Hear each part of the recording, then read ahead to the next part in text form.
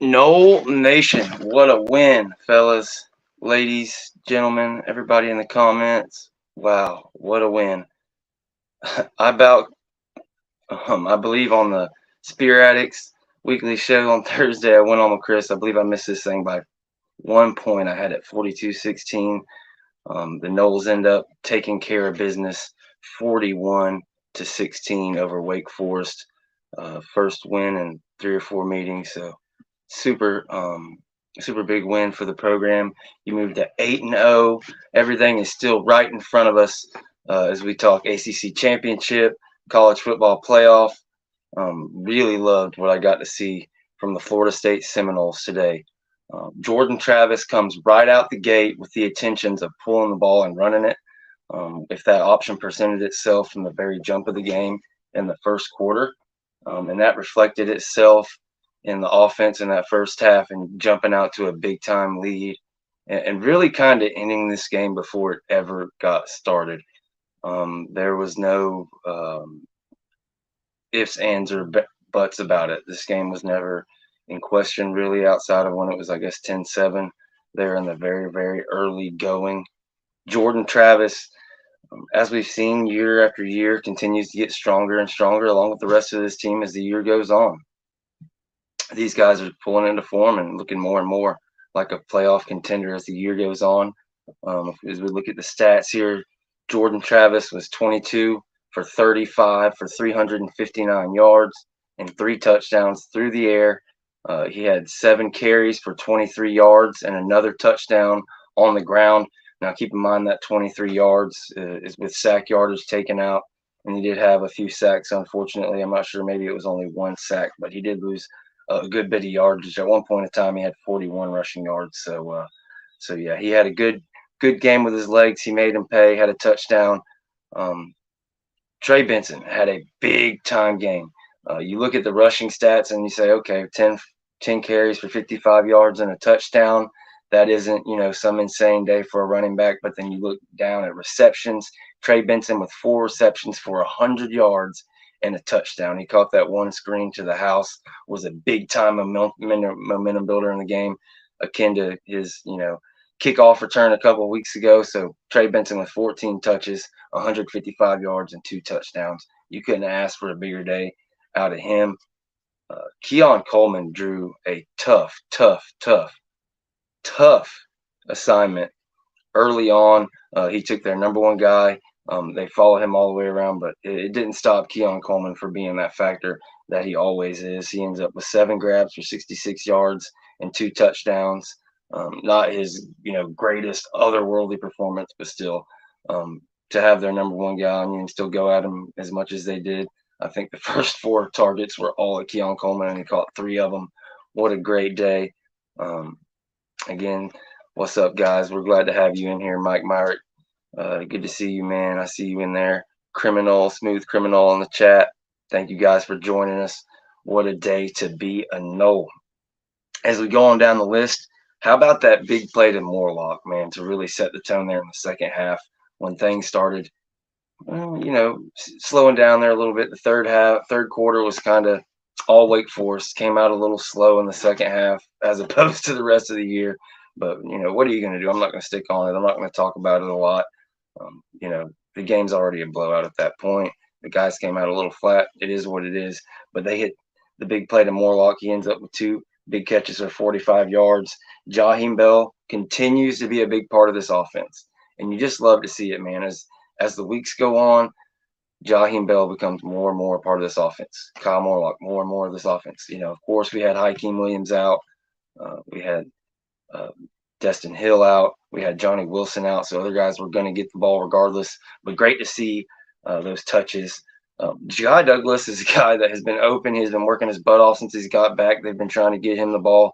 Glad to see him finally connect with Jordan Travis. Had the 2 catches for 36 yards. Portier, unreal. And that's one of the first things I'm going to talk about when we get done talking just, with the initial reaction to the game. When you look at the stats and stuff, Portier only gets 33 yards on 1 reception despite having 4 or 5 targets and making an amazing play on a fade down the sideline. And, You just hate to see that taken back, whether it was a hold or whether it wasn't. Man, these ACC refs, it seems like we got to beat the team we're playing every week and the ACC refs. Like, there's going to be penalties on each team every game, but it just seems more and more and more. These teams, it's like, and I've heard other people talk about it. The ACC refs are going to give the benefit of the doubt to the underdog for whatever reason. They feel like they don't want to see a bloodbath. They don't want to call 100 holding penalties on a team. It's crazy how physical Wake Forest defensive backs and wide receivers could be, vice versa, versus us, and we get penalized. And you see Jordan Travis slide early in the first half and gets hit. It's a good second and a half, 2 seconds after he slides completely down on his butt. The guy comes in and hits him. And then on the reverse, Byron Turner, I believe, or somebody else, I'm not sure exactly. I don't want to throw Byron under the bus, but one of our guys gets called for a late hit, and it's extremely questionable. I mean, it's like, what are you going to do? So really, really getting aggravated with these ACC refs. And I'm not sure if you guys saw this, but the ACC came out with what the schedules will possibly look like the next 7 years. They came out with what the schedules will look like with no divisions in the ACC, adding Cal and Stanford and SMU. There's no way Florida State is in the ACC for 7 years, guys. No chance. 26 is the latest I'll get it. The defense, yet again, another great outing. They ended up, giving up more points in the second half than they have in over a month. They ended up giving up a giant, unreal 10 points. Or nine, not even 10 points. Was it 9 points? Because it ended up being 16. So yeah, 9 points in the second half, but we'll live with it. Jared Verse, when we look on the other side of the ball, you love to see Jared Verse get these numbers just for the pundits and the people that don't really know ball, the casuals out here saying, oh, Jared Verse supposed to be this and that, and only has so many sacks. Glad to see him get 2 more sacks in this game, 4 tackles. Byron Turner, the young guy, keeps getting better and keeps getting better. Keeps getting better. Byron Turner with a sack and 5 tackles. And Kalen DeLoach leads the team again with tackles, with 7 tackles on the day, and he gets in there and gets another sack. He didn't get the fumble and the touchdown this time. But yeah, Jaheim Bell, man, he is so tough. I absolutely love it, man. Jaheim Bell is a guy who took a lot of flack early in the season, kind of the same as I was just mentioning with some other players of, oh, we heard all this hype about Jaheim Bell. How come he isn't getting the ball out? How come he isn't being utilized? We thought he was this all-world tight end. Well, you're starting to see it. You're seeing it more and more and more. And the difference in these true championship offense, and kind of a one-trick pony, if you will, is the ability for the offense to take what the defense gives them and have star players on top of that. And that's what Florida State has. You can't, if you're going to bracket Keon, it's going to leave Johnny and Jaheim man to man. And I'll take Jaheim Bell, Johnny Wilson, any of these guys, and man to man all day long. You're going to have teams like Wake Forest did today follow Keon Coleman around with their very best player. They're going to have, best on best the whole game. So he's not going to have wide open, free releases and all this stuff, but it doesn't matter. He is going to be a first draft, not first, early draft pick, anything. He's going to be a first round draft pick and likely in the first half of the first round if he continues to play the way he's played. Really an unbelievable job that Keon Coleman has done this year. I believe he's up to either 9 or 10 touchdowns. And you've got people, respected people in the media coming out here and saying that he's the best wide receiver in the country. I haven't watched enough of Marvin Harrison Jr. I'm not going to lie to you. I just kind of know the status of it, and I see the stats and how many targets he gets and just how great, of an athlete he is. I don't remember him from being a recruit, but you can't do too much better than what Keon Coleman has done for Florida State, and you cannot do too much better than what Jordan Travis has done for Florida State's offense. And guys, we've been talking about it. It's been kind of Jordan Travis run, break the glass for an emergency, they let him run. But it seems like that shoulder, that whatever was going on with Jordan's non-throwing shoulder and the issues he had with his hand that were slowing him down for running are a complete thing in the past. And you had better watch out, college football world. Because the Jordan Travis that is leveraging the line of scrimmage with his legs, pulling those zone read plays, hitting those design runs, scrambling and actually taking off and running on those 3rd and 4th downs, it completely changes the math for all of these teams. Teams that have been putting 6, 7 guys in the box all year and not respecting that run, they're just not going to be able to do it. All of a sudden, you see how Florida State handles, this team right here in Wake Forest, and you look how Clemson played them a couple weeks ago. And a big thing people are talking about, oh, well, Clemson lost to Miami. Clemson this. That isn't a quality win. I've been telling you guys, SPEARATICS, you listen to James Coleman, these guys talk about it. That Clemson team that Florida State played at Clemson, at Death Valley in Clemson, played us different than they are playing right now with these next games, okay? They played at another level. It's the same team. You can call it a cop-out, what you want, but you see the difference now when you see a Clemson play a Wake Forest and you see a Florida State play a Wake Forest. There's teams on different trajectories. It's really one of these things that it's crazy that Florida State gets knocked for kind of like knocking teams off of their rhythm. It's like, oh, well, Duke's just 5-2. It's like, yeah, but that's because Florida State beat them. If they'd have beat us, they'd have been 6-1, but they didn't. Florida State won. Last year, the big talking point was, oh, well, all these losing teams and all these first-year head coaches, all that stuff is out the window. With this first college football playoff committee coming up on Tuesday, and the way Florida State has been handling the business, blowing these teams out of the water that it's supposed to blow out of the water, and even a Duke team beating a Duke team, regardless what anybody says about the quarterback coming out. If you watch that game, the quarterback was not going to be a giant difference. He might have kept it within 3 scores or 2 scores instead of 3 scores. But Florida State was not going to be stopped in that Duke game either. You win 38-20, turn around 41-16. You beat Syracuse. What was it? 45-3. This Florida State team is as dominant, more dominant than anybody in the nation. The one thing people have kind of held over Florida State when you look at Michigan is, oh, well, even though Michigan hasn't played that many teams, they've been blowing them out. They've been dominating them. Well, Florida State played the tough teams, and what they do against the tough teams? They blew out LSU. Okay. You played 2 close games against Boston College and Clemson on the road, coming off that high of that game against LSU at the beginning of the year. All in the first month of the season when people are still trying to figure out who they are in college football. 90% of the teams in college football play 3 lesser teams, 3 cupcakes. In Michigan's case, 4, whatever the case may be. Some teams might have played 1 tough game. But for us to play 3 conference games or 2 conference games and an out of conference against an LSU or a defending SEC champion, that stuff hurts. Those were like, it takes time to rehabilitate. Coming out of the bye, what has Florida State done? Absolutely dominate and crush teams. What has their defense done? Exactly like I said, everybody was giving them hell, coming off giving up 24 to LSU and then almost 30 to Clemson and Boston College, coming out the gates again, beat up, tough games, environments on the road. One of them was a flu game. What have they done after the bye week when they've been right? And even back then, it's not like they gave up a ton of points on the road. In the second half of games, they haven't gave up a ton of points at all game, barring that Boston College game. This was one of the most points we let a team score, in 9 or 10 points that we let this team off the hook for in the second half. But still, the offense held serve.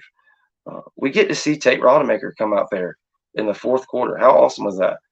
For Jordan Travis to be done right there at the beginning of the 4th quarter. We get to see 2 or 3 drives from our backup quarterback out there making plays.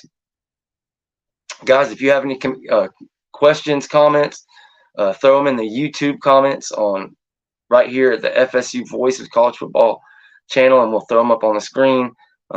We appreciate all the chats, super chats, everything coming through, and just let's talk FSU football. We got 45 minutes to an hour. We're going to get on here and talk with you guys. Florida State right in the thick of things with the college football playoff. It's due to come out this next Tuesday. Coming up. So can't wait to see. I think Florida State could slot in at number 2 to number 3. I'm interested to see what you guys think. Smooth Criminal says, right, opposing defense can't play deep or the box in the front. FSU will have to answer based on the team's weapons. Yeah, there's no doubt. I know I kind of slaughtered that when I was reading it. But, yeah, with Jordan Travis running the ball, it just completely changes everything. These defenses having to account for his legs opens up the middle of the field for Trey Benson and opens up the screen game. put safeties in the box that otherwise would be back into coverage. There's just so many things it does. It opens up everything. What it really does is leverage the offensive line more than anything else and help them with their pass blocking and run blocking. If you go back to 2021, when Jordan Travis kind of became that guy for this team, you go on to win 5 of 7 games to end the year. Florida State had an absolutely horrid offensive line. They're 10 times better than I ever could be. I'm not trying to talk, smack to these guys, but this is what we do. We talk about college football at the highest level. And at Florida State, what they were trotting out there in 2021 was not up to snuff. It was not good enough. But by the end of the year, we were running the ball. They were looking great out there. He had the offensive line looking like average, above average, when the truth was it was nowhere near it. But it was because the leveraging the line of scrimmage with his legs. The threat of him getting outside completely changes the way teams have to try to set the edge. The threat of him pulling that zone read, allowing these, blockers to get to the second and third level on these plays, it just completely changes the math. And you saw it. I mean, when you're playing in Boston College and you're like, man, why can we not run it? Why are they just – it's like slamming into a brick wall. This isn't how this should be. But then you're able to pass and make the plays. That's the difference. That's the difference is Jordan Travis pulling it. We saw it in this game, and it was absolutely beautiful. Beautiful to see. And again, Florida State 6-0. Or not 6-0, excuse me, 8-0, and right in line for the college football playoff.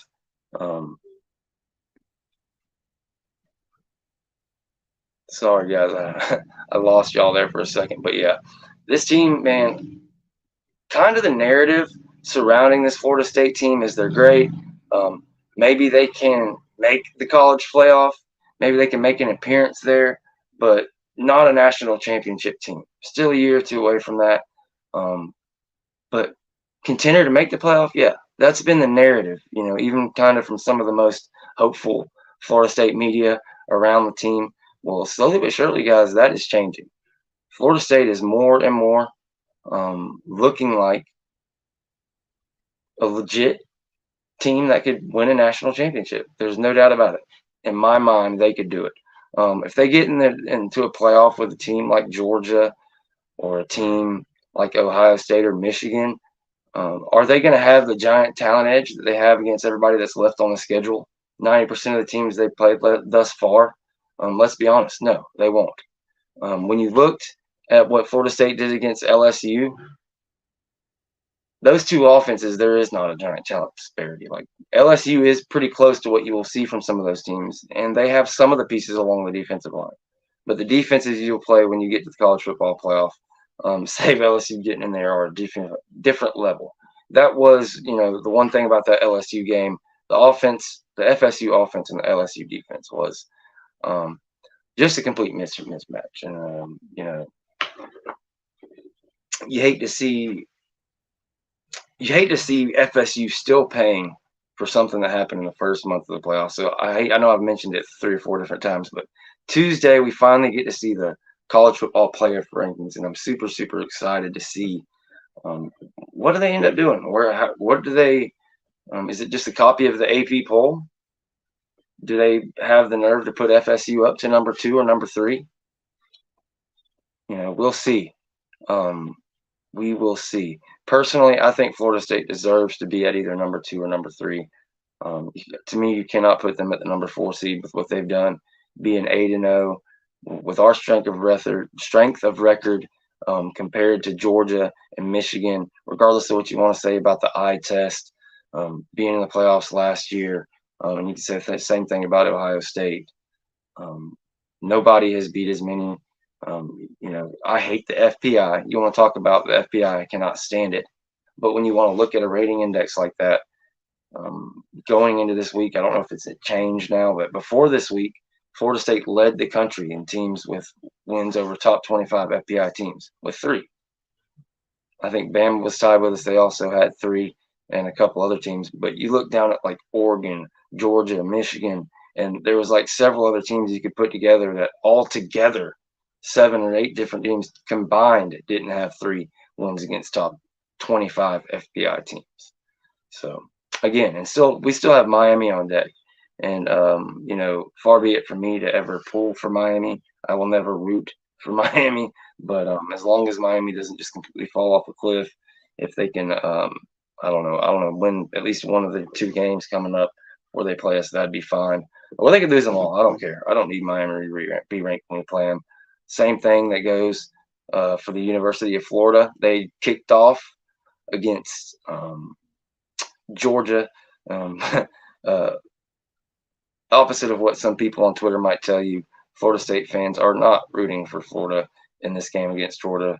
Um, I would be happy if Georgia beat them 1,000-0. But if Florida were to somehow pull off the insane upset there at the cocktail party, what it would do was basically knock the SEC out of the playoffs. It would pretty much just take Alabama winning out and beating Georgia. That would be their only hope at that point. If Georgia drops one to Florida, that it would just be unfair. You can't end up. You're not going to have a 2-loss SEC champion this year, and a 1-loss is going to have to scrap and claw to get in there, in my opinion, unless multiple things happen. Unless Florida State drops one, unless you have a 2-loss champion, either Pac-12, Big 12, and also the Big 10.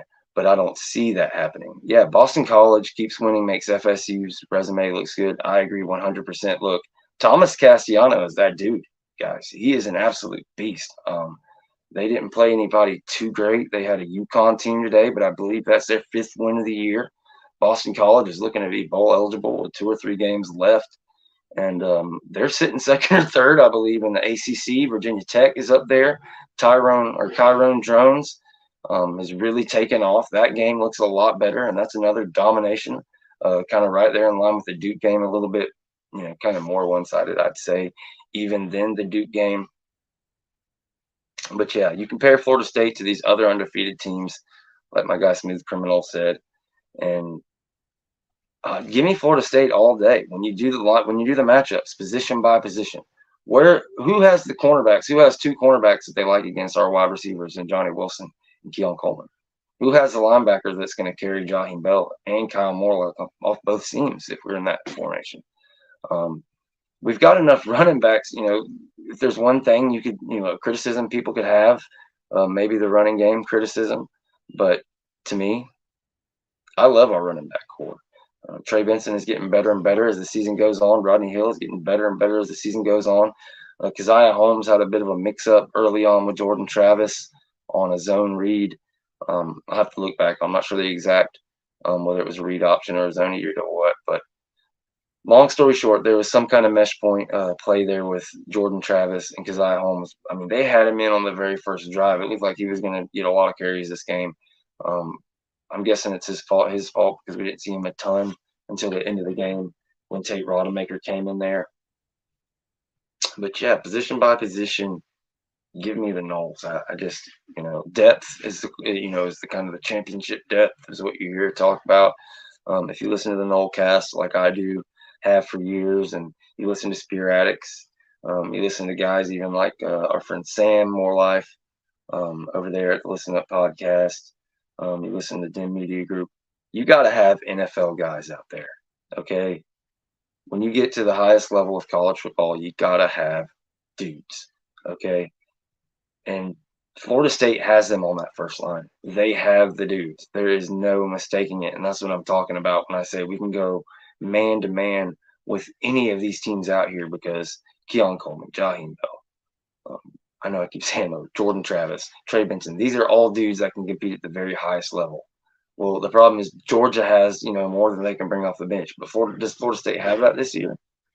On the defensive line, I truly believe it. I truly believe it. Whether they're going to be early draft round picks, I think we've got, 6, 7 NFL players in that defensive line rotation. They may not be all first rounders like Jared Verse, but you've got guys like Fabian Lovett, 3rd or 5th round pick. You've got guys like Farmer, who's going to be a 2nd or 3rd round pick.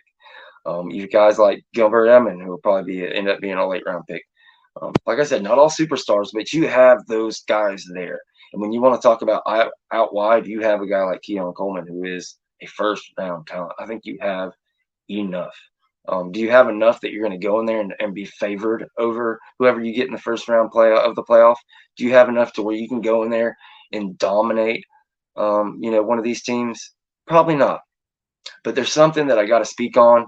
I know we have the platform here, the great platform at the Voice of College Football. We're sponsored by TickerSmarter.com.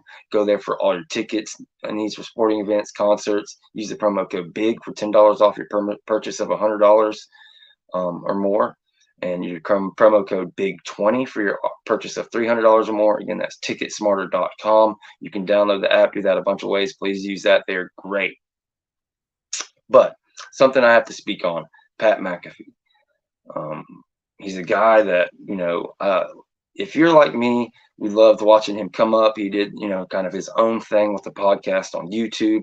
He's ended up, skyrocketing, the past 3 or 4 years. ESPN signs him. He's doing all this awesome stuff. He has Aaron Rodgers on every week. Now, all of a sudden, he's got Nick Saban on every week. He really jumped into the whole Deion Sanders Colorado hype early. He's kind of like stole the show. They've kind of pushed him on College Game Day. Super happy for him. But you get one of these things, these kind of fatigue with people, and it is what it is. It's gotten to that point with him, with me. And just to put the cherry on top, he goes on College Game Days, has us like 6, says, oh, we should be the first one out. Kirk Herbstreit has us, on upset alert after just last week saying no matter what happens, if Florida State goes undefeated, they're in. They come to him and they ask him again the same question as last week: which playoff, which conference is going to be left out? So should we have 5 undefeated teams or 5 one-loss teams, whatever the case may be? Oh, it's the ACC, definitely the ACC. These other 4 are in, no matter what. And back to Pat McAfee, his big deal, and it's kind of the thing we've harped on, and you get tired of hearing. He says, "Oh, they should have lost to Clemson. They should have lost to Boston College." Well, that's just not how they play football. And if you watch the games, no, they shouldn't have. They made every play to win the game. And if anything, it should have been they should have been better wins than they were. Florida State made some mistakes, put themselves in some tough positions, but they went out there and won these games. Nobody has even came close to the strength of schedule that Florida State has and survived. I'm not sure if Oklahoma lost, but they were down to Kansas today. We saw what happened last week with teams going down. We saw Georgia struggle with Auburn. It's like nobody ever brings up the 27-20 victory that Auburn has over, or Georgia has over Auburn. They don't bring up, like, they want to talk about Tennessee's chance of getting back in it, but Florida blew them out. They want to talk about Florida's chance of being a dark horse to get into they got blown out by Kentucky. So it's like, it just seems like everybody else's warts don't warrant it. And you have guys like Pat McAfee who make the comments. I encourage you to go look at it. I'm sure somebody from Florida State has cut the clip and put it on YouTube. When you go listen to them, it's like you just haven't watched the game. You can't have watched the game. You can't have watched the team play all year. It's just kind of, casual takes off the internet, off highlights, just parroting narratives. Because anybody that's watched Florida State this year and has paid attention knows that they are a legitimate contender. And that whole thing about they should have lost 3 games is a pile of junk. And they should have never been on upset watch against a Wake Forest team that is a shell of itself, regardless of what happened in past years. This isn't the same Florida State team as 21 and 22. It is not. That 22 team won 10 games, really came on at the end of the year, and 87% of the production, everybody came back on top of a star-studded transfer class. If you've been following me for a long time, or if you're brand new with the Renegade Report, even if you're brand new with the Renegade Report and you've been following me on the Voice of College Football for a little bit longer, you've heard me tell you guys, Florida State and Mike Norvell, he came in with COVID. Everybody knows it. He couldn't leave the campus to recruit for 18 months. Nightmare situations. High school recruiting was almost impossible, taking small classes. But he built, in his first 2 transfer portal classes, he built a reputation about guys coming to Florida State and ramping up their draft stock, getting the playing time they deserve, regardless of how long they've been there, etc. Being a part of a brotherhood, of a coach that's going to look out for you in the future. Whether you're there for 1 year, you can become a brother, part of the brotherhood for life. And a guy like Jermaine Johnson, who is celebrated and is a big part of the Florida State Seminoles as guys that was here 4, 5, 6 years. That's just kind of the culture that Florida State has put in place and what Mike Norvell has done. Well, this year, like I said, Florida State brought back 87% of the production from 2022. They flipped to the bottom of the roster.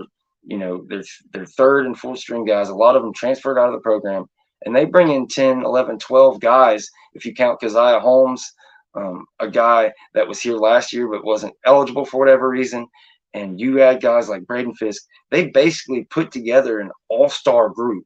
You went and got the best guy off of Central Michigan. You went and got the best guy off of a South Carolina and one of the better guys off of their defense. You went and got the best guy from here, the best guy from there.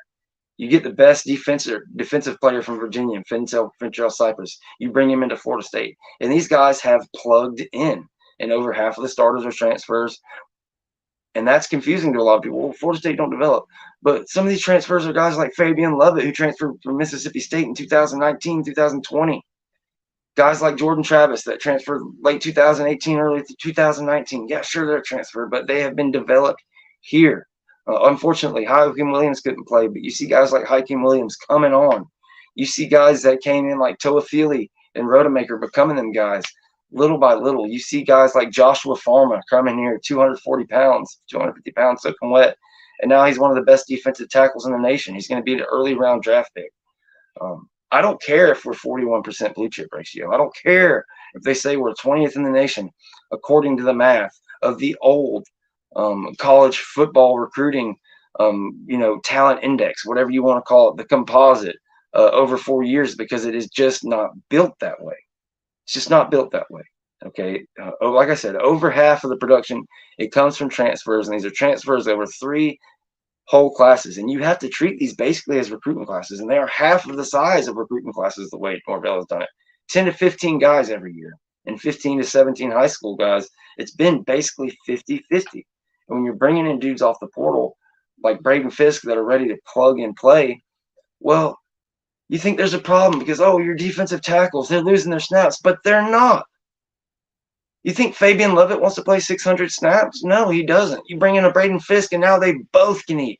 Now both their numbers get up, and they both get to play 300 snaps instead of 600. I am sick and tired of this whole narrative of, Florida State is kind of a dark horse, and they're bound to lose one, and they're going to stumble, and these other teams have been there and done. Well, I seen Michigan get there. Sure, they stole signals and did great, and then they got to the thing, and they lost to TCU. Ohio State looked 100% better than Michigan in the playoff last year. And it kills me that a Michigan can go 8 weeks into the year without playing anybody that's going to challenge them whatsoever. And we go out and slay Goliath week 1, the number 1 offense in all of college football, LSU, with Jaden Daniels, Malik Neighbors, all these studs. And we go out there and we blow them out. We blow them out of the water, 45-24. But since we're beat up from that game and we struggle, a team from Florida in the Northeast, we struggle when our team is just decimated with the flu and coronavirus and whatever the hell else was going on. When you saw Adam Fuller get off the plane against Boston College, he looked like somebody had just kicked his puppy right in the dick.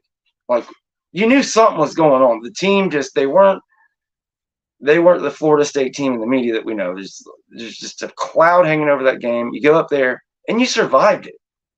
You survived it. You go out against Clemson, and really, Clemson just didn't do much against you. You kind of dominated their defense. You just, for whatever reason, they came and they matched our energy, and, we're coming off a tough run, so it was close. You're talking about breaking a streak of 7-8 years not beating a team. This was the team. There's pride there. Like, Florida State broke Clemson to a point. They didn't completely break them like they have some of these Miami teams throughout the years. I think Clemson's going to be all right. But if Florida State loses to Clemson right there, I'm telling you, Clemson, they probably don't lose to Miami. They probably beat Miami by 2 touchdowns. But you take that playoff off the board. You take that chance of that big New York 6 off the board, and it changes things. Going back to 2014 and 2013, that is the territory that this Florida State team is at 8-0. As we get ready to go into November, folks, we're heading into November undefeated. How many people saw folks picking FSU to go 2-2, 3-1 at the best? I was saying 3-1 with 4-0 more likely than 2-2, but I wasn't expecting 8-0. I was expecting we'd likely stumble up somewhere along the way. If I'd have told you preseason that we'd have ran our schedule 8-0, and there'd be people questioning whether we would possibly get in or be the conference left out, you just said you were nuts. And looking forward with Miami and Florida on the schedule, how could you possibly put any damn SEC team over Florida when it would have wins over LSU and a Florida, and Florida State? How could you leave a Florida State out when it would have wins over two of your best SEC teams in LSU and Florida, on top of sweeping the ACC? And, since we're doing a hypothetical here, we would have won the ACC title over another ranked team, whether that be a Louisville or a Duke or a Miami, whoever ends up winning enough games to get there. Depending on who loses this week, there's a chance that Florida State could guarantee their berth to the ACC title this week. But regardless of what happens, all it takes is one more win next week against Pitt, and Florida State's in, regardless of what happens. Even if, God forbid, something were to happen and Florida State lost to Miami, they'd still be in the conference championship. And if they win that, I'll be damned if they don't have as good as an argument of anybody that's won loss around the country. Sorry, guys, I had the little rant going there. I wanted to read this one from Jason Williams. Great game from the Noles. Florida State is definitely playing like one of the best teams in the country. I could not agree more, and that rant was for you, Jason. Smooth Criminal, what you got here? Right transfer portal players, unlike the other programs. Yes, there's not a program in the country that even comes close to what Florida State has done in the transfer portal, in my opinion. Colorado did something totally different. The amount that they were able to flip their team and make it better year over year is maybe the biggest jump we've seen from any team. But when it comes from doing the opposite of what the stereotype is surrounding the portal, oh, you're getting Band-Aids and you're doing it the easy way out, and you're ruining kids' chances that have been there since high school and doing the right thing. That is not the culture that Florida State has done. They have, we've got guys in here. Florida State hires a GM, an NFL style GM, and Derek Ray. Mike Norvell is highly, he's a giant part of that. And they built this team like an NFL roster. They looked at how many numbers they wanted to have, 20-plus guys at offensive line. They wanted to have these things. They wanted to have 10 deep on defensive line and offensive line that they could rotate in. They looked over the summer and they saw that Georgia, Michigan, these teams that compete at the highest level, compete for national titles in these college football playoffs the last 5, 10, 20 years, they don't play their guys 400 or 500 snaps on the defensive line. They have 8 guys and they rotate in. And everybody, has an equal number of snaps on the end of the season. That is how guys stay fresh, and it's how you can win in the end of these fourth quarters of these games. How many years have you seen Florida State get your hopes up throughout 3 quarters of the game and you think we got a chance? We got to, in the Taggart years, in the early years in Norvell, and you see in the fourth quarter, it's like all of a sudden you can't stop the run. You can't stop the run anymore. It's just like, I know we got good enough guys, but they're tired. We saw it last year. Last year, we opened up with that same gauntlet. Not exactly the same gauntlet. It was a bit easier. We didn't have Clemson. You swapped Clemson out for Louisville. But besides that, we started with basically the same thing last year, swapping Clemson out for Louisville. Well, we went on a 3-game slide after that. We couldn't handle it. We were down to maybe two healthy defensive tackles and 2 ends on the whole team, and they weren't the starters. Cooper was hurt. Lovett was hurt, maybe even out for most of those games. Dudes were hurt. Well, no, now this year you don't have that issue. Now this year you have the 8-10 guys that can rotate in and keep you fresh. Florida State wins games in the second half and mostly the fourth quarter. If a game is in question and Florida State has to go and win it in the fourth quarter, they've got the ability to do it. They've got the depth to wear you down. Again, make sure you guys go to ticketsmarter.com for all your sporting events, concert needs for your tickets.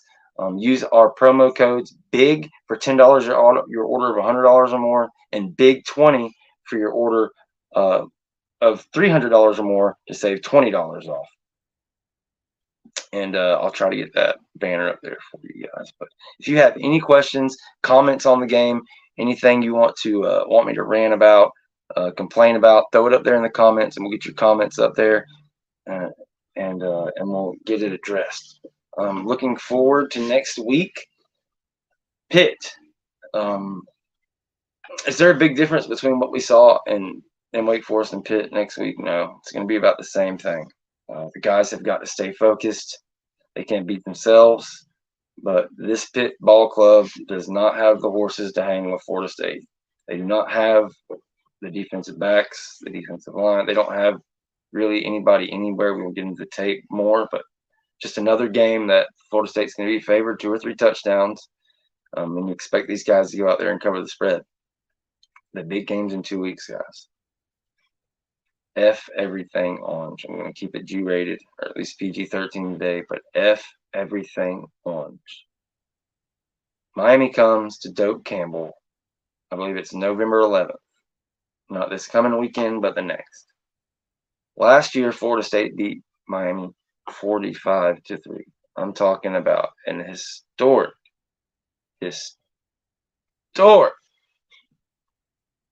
whoop. Well, I'm telling you, Miami got their hopes up. Well, I'm telling you right now, transitive property does not work. But remember what I told you about Clemson versus Wake Forest? Anybody here, if you got to see that Clemson Wake Forest, I believe the final was like 19-14. Clemson, they end up surviving against Wake Forest.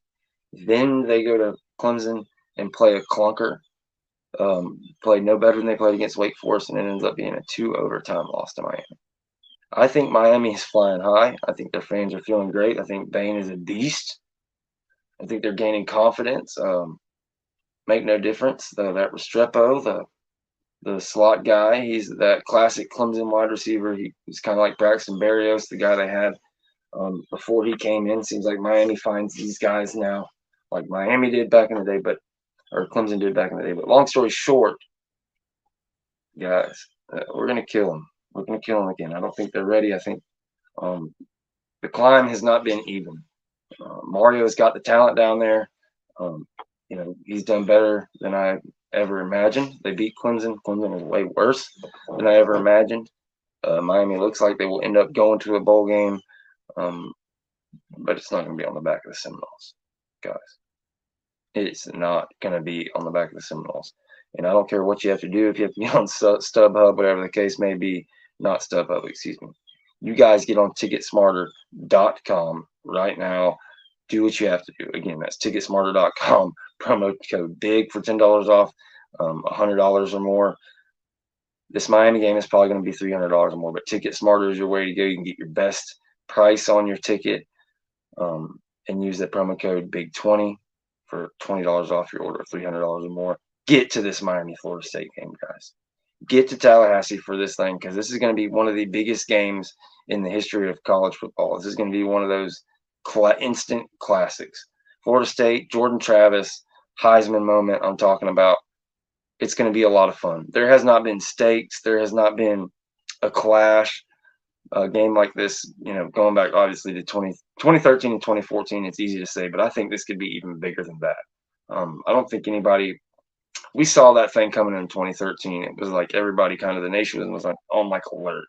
This thing, there has been a lot of naysayers, a lot of narratives out there saying that Florida State was not ready. They're multiple years away. But this Knowles team just keeps turning it up week after week after week, and all that returning production and experience and talent is showing up more and more. What's that score, Smooth Criminal?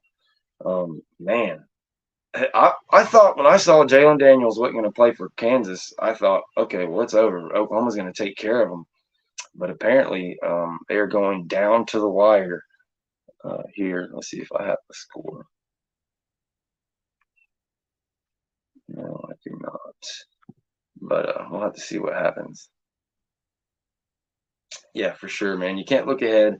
As much as we love seeing that Miami game, I'm not trying to get you guys to look ahead or the team to look ahead of Pitt. Look, Pat Narduzzi is a defensive monster. He probably will have a pretty cool game plan, regardless of what level of talent he has to work with, whether he's absolutely loaded with NFL guys. Pitt is going to do some interesting things up front, and they're going to mess with your run numbers. So, yeah, they're sneaky, man. They could show up, Pitt can show up any week, and all of a sudden go and beat you. So, Definitely can't have the guys overlook them, but yeah, there's no reason that they should be able to beat them. And according to Smooth Criminal, Kansas wins and Oklahoma goes down. Look, it's funny because there was this guy. Again, we talked about him earlier on College Game Day. He was the only one that Florida didn't have Florida State in the top 4 currently. Most of them had a second or third. This guy Pat McAfee had us at number 6 behind a team, 2 teams in Oklahoma and Washington. Now Washington plays Cal, I think, or something today, so they'll be all right. But Oklahoma goes down to who? To Texas? No, they beat Texas. Kansas. Oklahoma goes down to Texas and the backup quarterback. We like picking on the Gators for going down to the backup of the backup over at Utah. But seeing as that dude, their starting quarterback, isn't even going to come back, this is way worse. Jalen Daniels will be back. He was on the bench for reserve. Maybe he ended up coming in. I don't know. I'll have to get back and watch the highlights. But another top 10 team goes down. I believe this is only going to be the second top 10 team that was over a touchdown favorite or something like that to go down, with Clemson being the first one at number 9. Besides that, it had been number 10 who kept getting chopped down, top 10, number 10, number 10. Well, number 6 goes down. So we'll see who they replace there and see how they judge Florida State. Unfortunately, they're behind you. It's not going to move you up. But again, Tuesday is nothing. The criteria that the college football playoff committee goes off is not the same as the AP and the coaches. They have their own set of guidelines they go by, and according to the guidelines that they make public, there is no team in the country better than Florida State as far as their guidelines. When you look at the strength of record, the strength of schedule, the willingness to go out and schedule these out-of-conference games like LSU and Florida every year. Here's a good question from Smooth Criminal. When does FSU put out their injury chart? So if you've heard this before, I'm sorry, but we're going to go through this, how Florida State and Mike Norvell handles the injuries again. So Florida State doesn't put out an injury report at all. But what they do give you is a depth chart, usually every week. I believe around Wednesday or Thursday. I might be mistaken on that. But they do during the week, sometime during the week, come out with a new depth chart every week. If you have a guy like Johnny Wilson who's out for a concussion or a tweaked knee or something that is just going to possibly be back, or even a guy like Fabian Lovett who was out 3 to 4 weeks with an injury last year, they will stay in their same position on the depth chart. You will not know what their injury is at all. All you'll know is that they're coming back before the year's over with. So if that answers your question, the only way you will know if a guy's what his injury is if he's out for the year. If he's going to be out for the year and done, they will remove him from the depth chart and make it according to so. But if a guy's just down with for a soft tissue issue, a guy like Robert Scott, who's expected back, after whatever, a couple more weeks, that guy will remain in his position on the depth chart. So sorry if that's not the information you were looking for. But that's kind of how they do it. Just have to play it week by week. And but yeah, they do not release any injury information. And if a guy like me or Chris has information, we're not allowed to give it out, or else be blackballed from getting any information in the future. So that's just kind of how they do it. I think it's the best way, to be honest. It kind of sucks. Like, it really sucks. Maybe if they institute one, across the country where everybody has to provide an injury report, like I believe the Big Ten does that in their conference, if I'm not mistaken. If it was where everybody had to do it, then that would be great. We could all get it. But at this point in time, Mike Norvell wants to preserve that competitive advantage, and they do not release any information unless it's just something that's just not going to be able to affect you for the rest of the year. And when you talk about injuries, I'm glad you brought that up. Going into the game, I was mistaken. I had said that Rodney Hill was going to be out. He ended up playing, which was great. Rodney Hill was back in the game. But Hakeem Williams, Johnny Wilson, both missing from the wide receiver core, as well as Robert Cooper from left tackle again. We hope those guys get healthy and get back as soon as possible.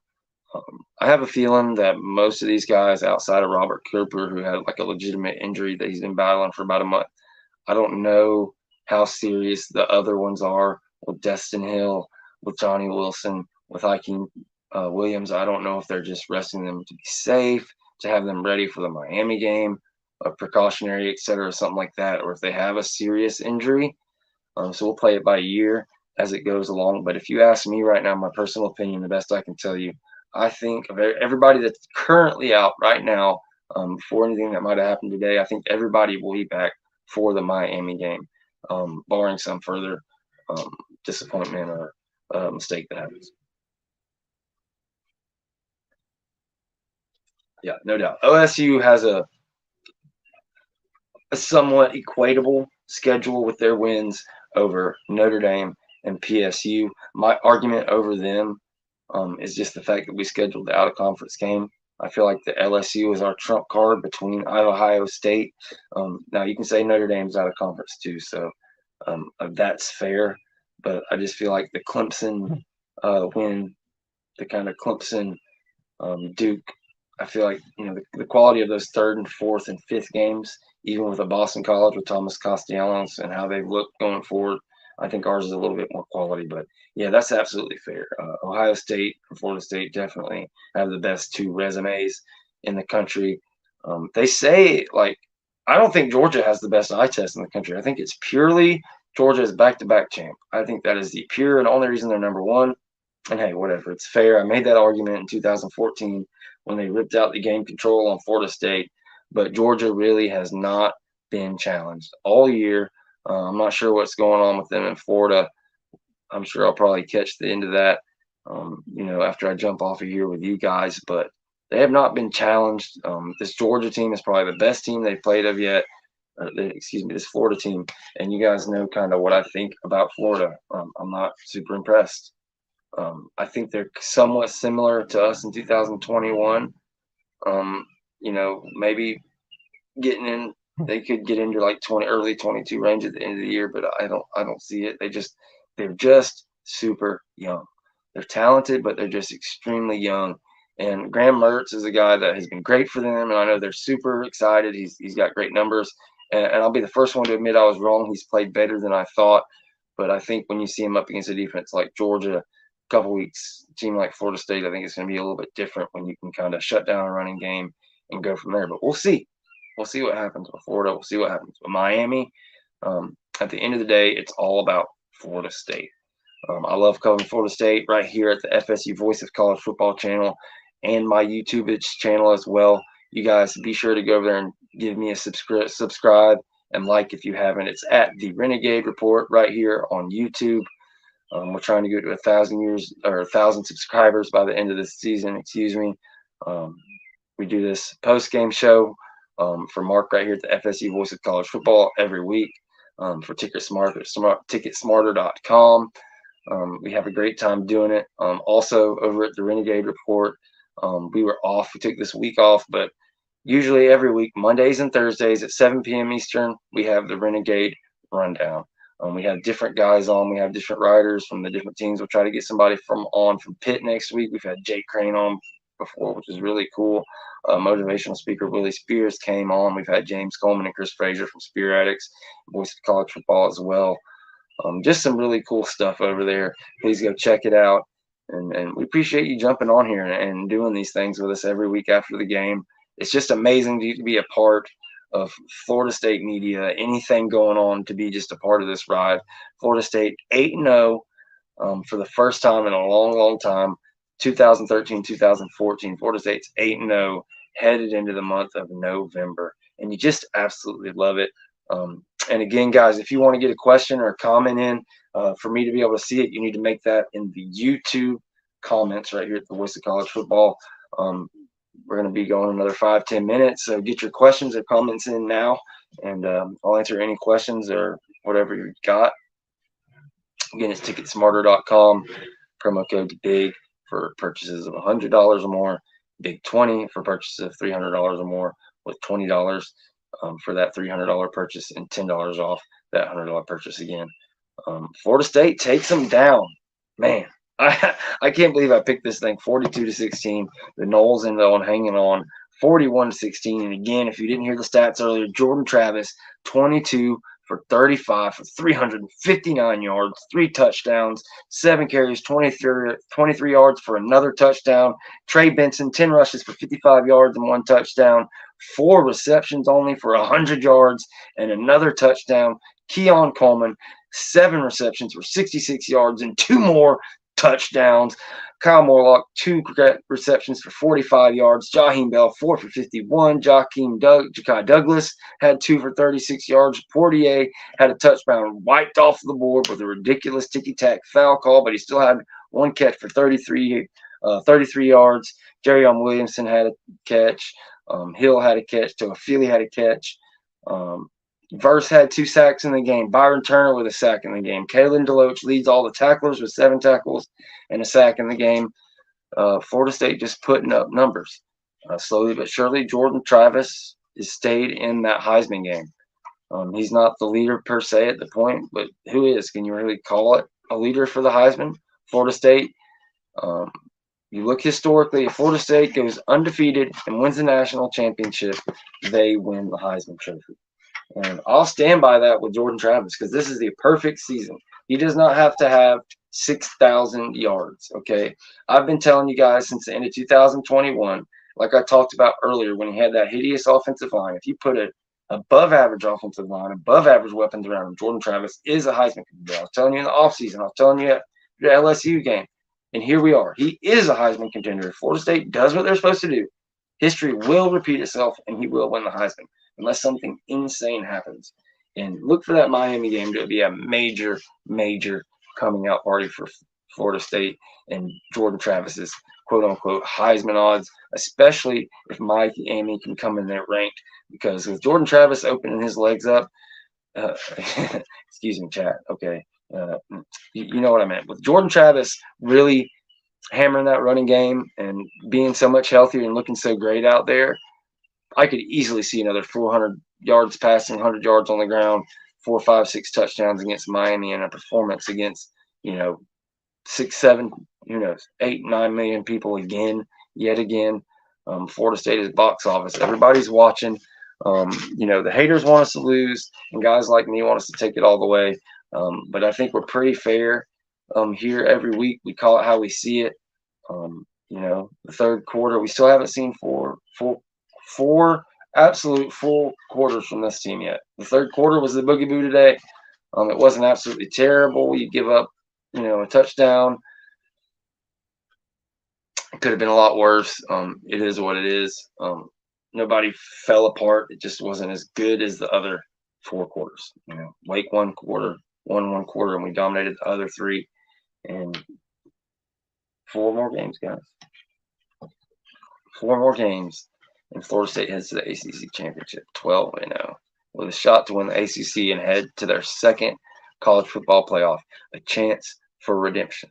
And I'm here to tell you, Florida State matches up just fine against anybody in the country.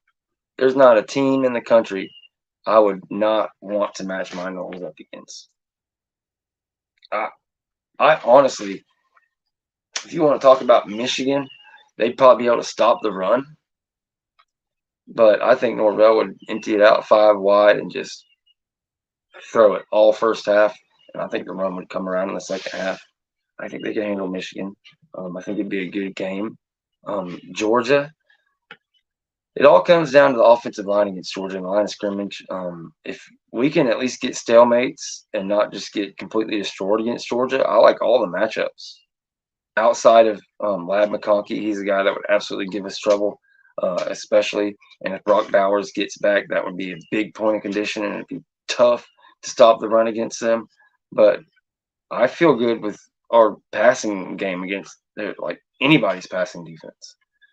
Duke is one of the better passing defenses in the country, regardless what anybody wants to say. And still, they weren't going to stop us from scoring. They weren't going to stop us from doing what we wanted to do. And you saw Wake put their best guy on Keon Coleman today, and he just abused him as he keeps abusing guys week after week. Just a lot of fun, man. Just a lot of fun to watch these Florida State Seminoles continue to roll up wins in spite of being put on upset alert by Kirk Herbstreit instead of, all in the face of Joel Klatt talking all his smack about us preseason, all season, in spite of the RJ Johnson or whatever his name is, these guys who get paid to talk crap. Florida State's 8-0.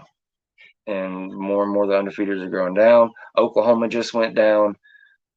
I'm about to jump off of here, watch the rest of college football. We will be back again right here, or not right here on Wednesday at 6 p.m. Eastern with Big Game James Coleman and SPEARATICS and Mark Rogers. But catch me at the Renegade Report Monday at 7 Eastern and Thursday at 7 Eastern for the Renegade Rundown, as well as Wednesday at noon Eastern on X for the FSU Real Talk with Chris Frazier of SPEARATICS and my guy Seymour Stacks as well.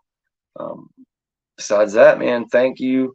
Go Noles. It's all about Florida State. 2023 is the year of the Noles. Thank you for joining us right here at the FSU Voice of College Football. Go Noles.